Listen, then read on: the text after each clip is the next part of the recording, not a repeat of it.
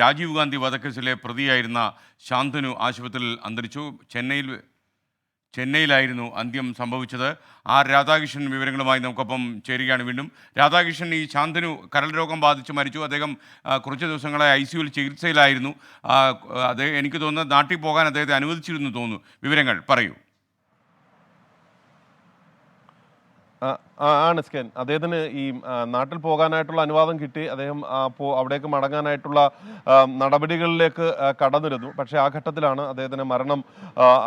ഇപ്പോൾ അദ്ദേഹത്തിൻ്റെ ജീവിതം അവസാനിപ്പിക്കുന്ന സാഹചര്യത്തിലേക്ക് എത്തിയിരിക്കുന്നത്. 7 പേരിൽ ഈ ശാന്തൻ പല ഘട്ടങ്ങളിലും ചർച്ച ചെയ്യപ്പെട്ട ഒരു പേരാണ്. ഈ കൊലയാളി സംഘത്തിൻ്റെ ഭാഗമായിട്ടുണ്ടായിരുന്ന ശിക്ഷ അനുഭവിച്ച 7 പേരിൽ പ്രധാനിയായിരുന്നു ശാന്തൻ. ശാന്തൻ്റെ മരണം സംഭവിച്ചിരിക്കുന്നു. അദ്ദേഹത്തിൻ്റെ കരൾ ജയിൽ മോചിതനായെങ്കിലും അദ്ദേഹത്തിൻ്റെ പീഡയിൽ നിന്ന് മാറി സ്വതന്ത്ര ജീവിതത്തിലേക്ക് എത്താനായി സാധിച്ചിരുന്നില്ല. ഈ ഒരു അവസ്ഥയിൽ അദ്ദേഹം ചികിത്സയിൽ തുടരുകയായിരുന്നു. അങ്ങനെയാണ് ചെന്നൈയിൽ അന്ത്യമുണ്ടായിരിക്കുന്നത്.